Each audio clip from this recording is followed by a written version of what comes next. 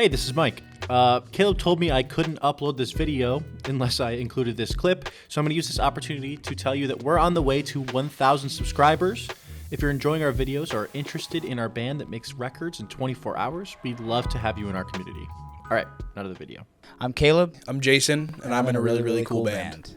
So music for me getting started mostly stemmed from my family. My mother, my grandmother, they were massive singers, especially in a praise team environment. My brother was a drummer. I idolized my brother a lot. So drums kind of was the only option for me.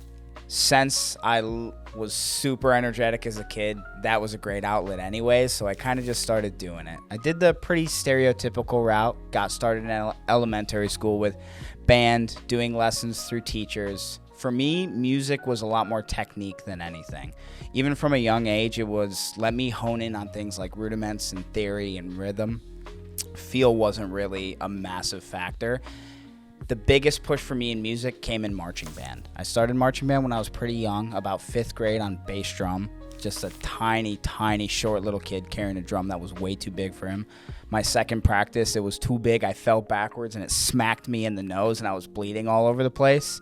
But once I did marching band, I knew this was for me. It was so strict, it was so fast-paced, so rudimental that it forced me to get really good at drumming. I started playing music at 3 years old. I was at a family reunion and found a piano and started messing around with it. My passion for what I do now really came from a lot of the rock music that I listened to as a kid, and I loved Guitar Hero. I still do to this day. That, as lame as it sounds, is what made me want to pick up a guitar.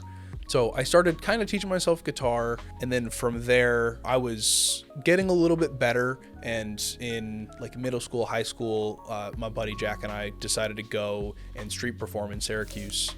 And so we would go, in the freezing cold after SU games and play on the street. It was fun, making a little bit of money and getting to play some songs for a bunch of drunk people on the weekends. Definitely was formative in me continuing to play music.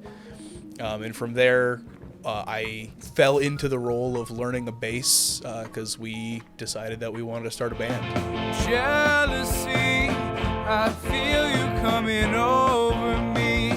I see you at the front. Yeah, so we kind of met through Cub Scouts. My dad was the Cub Scout master, and he convinced you to join, and that's where we met each other and kind of got introduced, and from there then it turned into a friendship at school and musicals and stuff like that. But Boy Scouts, I think, is definitely where we bonded the most because that's where we're going on camping trips together. Most of our time together.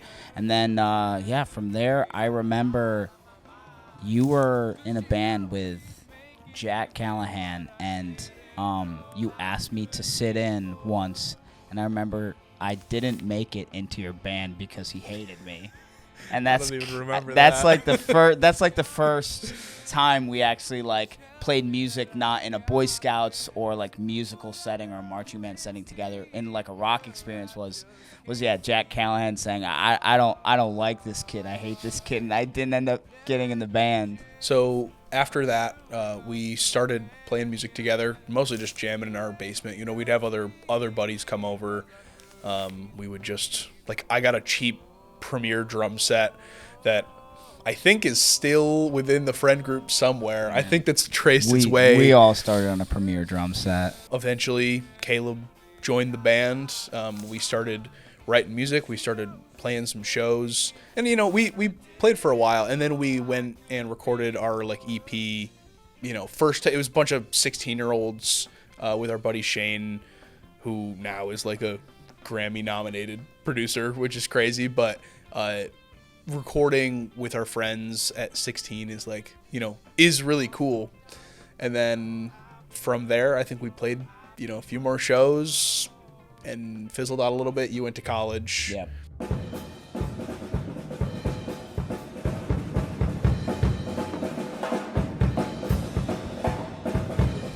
So I went to University at Buffalo. I decided I wanted to do music at first, realized that the major wasn't for me, but it's still something I really was, passionate about. I kept up with marching band. I marched DCI for a year, 2019, I believe, and that was amazing. And it still reinforced that technical, fast-paced proficiency in music. But the big thing was jazz. I love jazz music. I put jazz drummers on a godlike pedestal and decided, since it was technically perfect, that was the only way to play drums. So going into college, I tried out for my jazz ensemble.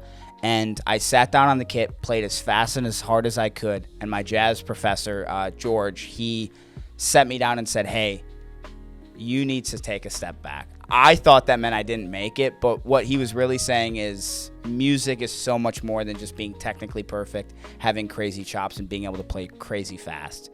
I'm glad I did. And with the help of my professor, it really pushed me to the point where I was having professors and TAs ask me to do some recording projects with them, and I actually recorded a few songs for their jazz projects, and it taught me how to be such a versatile musician, and a musician in a way I didn't realize, and that was the biggest growth experience for me.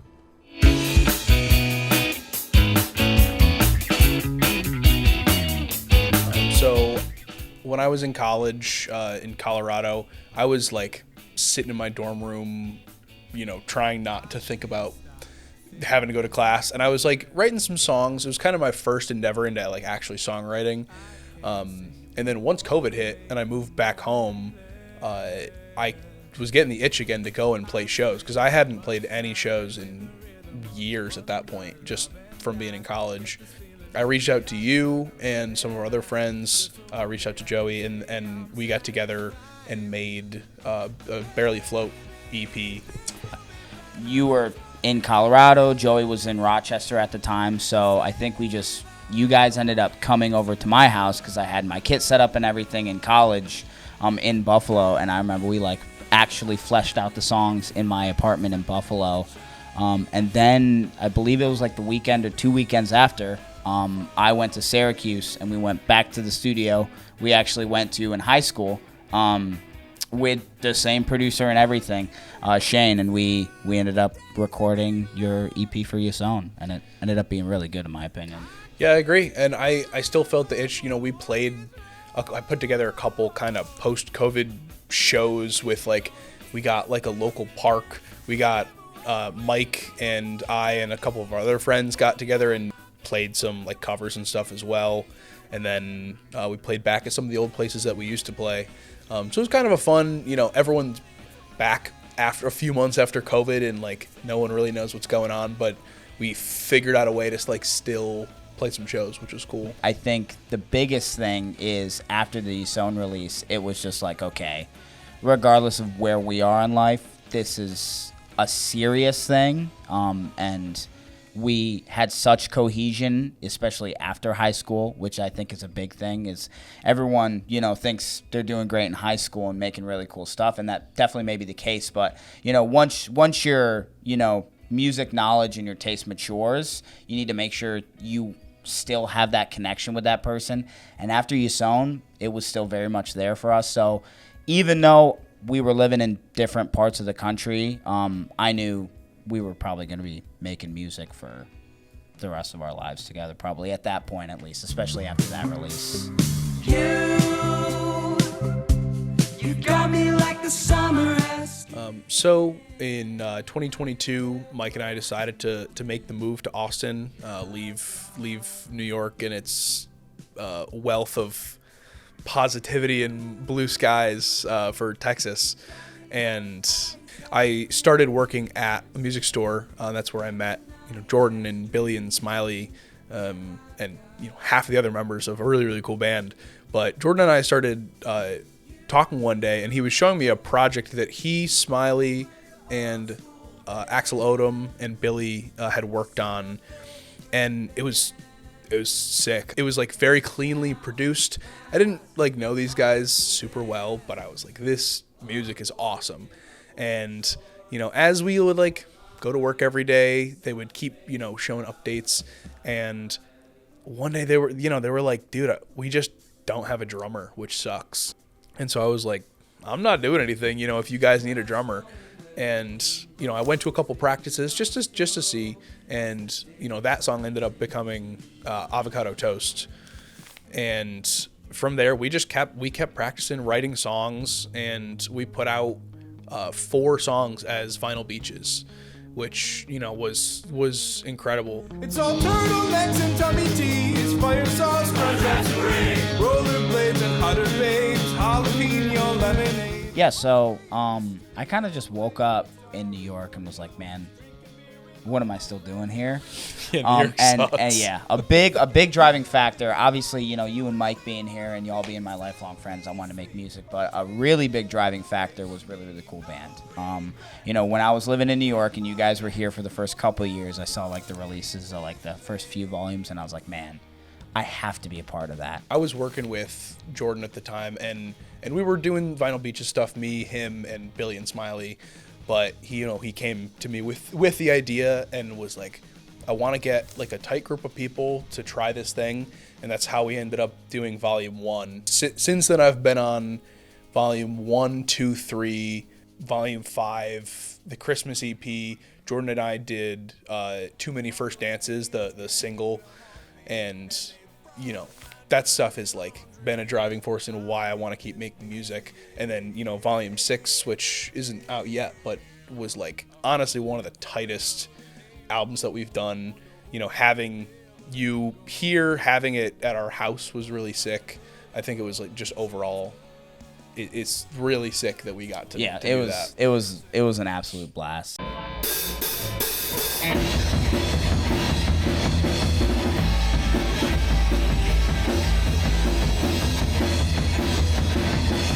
So, you know, we did Vinyl Beaches for a while.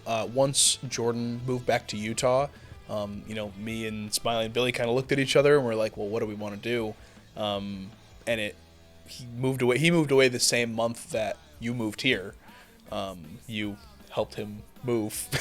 That was, I think, the only day until Volume 6 that you actually met That was Jordan. the second time I had ever met him. He just asked Mike if anybody could help him move, and I was like, well, I'm not doing anything. So I just, helped him move when he got here. But so we kind of looked at each other. Obviously, we wanted to keep it going. And I still had some songs in the tank that I hadn't done. So we kind of morphed it into Yason. I stepped up from playing drums, because I'm not a great drummer, into like guitar and writing and singing. You were here, much better drummer than I am. Yeah, I mean, I think the biggest thing is, especially the bug that you and me have always shared with music, is recording's a lot of fun. And recording is specifically a bug I've gotten since moving here, and I really do see the appeal to it.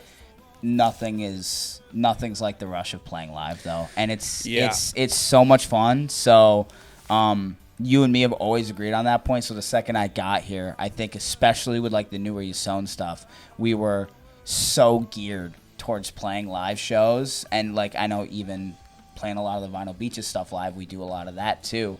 And it's so much fun. And you know, we've played a few shows already since being here, and I know we plan on playing a lot more.